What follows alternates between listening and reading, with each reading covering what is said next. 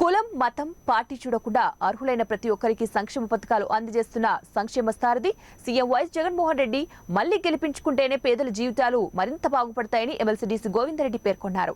కడప జిల్లా బద్వేలు పట్టణంలోని అశోక్ నగర్ లో ఎందుకు ఆంధ్రాకు జగనే కావాలి కార్యక్రమాన్ని మున్సిపల్ అధ్యక్షుడు Sundar Rama Reddy, municipal commissioner Venkatakrishna Reddy, municipal chairman Rajagopal Reddy, ఈగ ఎద్దారెడ్డి ఆధ్వర్యంలో నిర్వహించారు. ఈ కార్యక్రమానికి ముఖ్య అతిథిగా ఎమ్మెల్సీ డీసీ గోవిందరెడ్డి విచ్చేసి వైఎస్ఆర్సీపీ జెండా ఆవిష్కరించి అనంతరం సచివాలయ పరిధిలోని ఆయా కుటుంబాలకు గడిచిన 4.5 ఏళ్ల కాలంలో చేకూర్చిన లబ్ధిని తెలిపే బోర్డును ప్రదర్శించారు. అనంతరం ఎందుకు ఆంధ్రకు జగనే కావాలి పుస్తకాలను విడుదల చేశారు.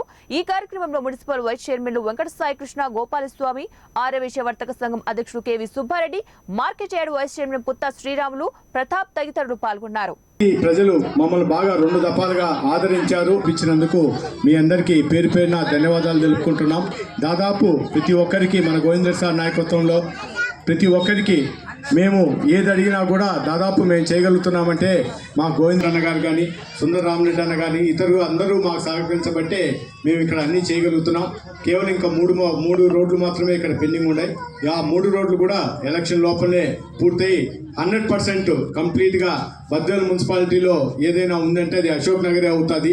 దీనికి సహకరించిన నాయకులందరికీ మీకు సభాపూర్వకంగా ధన్యవాదాలు తెలుపుకుంటూ రేపు రాబోయే 2024 ఎలక్షన్స్లో కూడా మనం జగనన్నను అత్యధిక మెజార్టీతో గెలిపించుకొని ఇక్కడ మన అభ్యర్థి సుధా మేడంను కూడా అత్యధిక మెజార్టీతో గెలిపించుకొని గోవిందరెడ్డి సార్ నాయకత్వంలో తిరిగి వైఎస్ఆర్సీపీ పార్టీ జెండా ఎగరేయాల్సిందిగా కోరుకుంటూ ఈ అవకాశం ఇచ్చిన మీ అందరికీ పేరు పేరున ధన్యవాదాలు.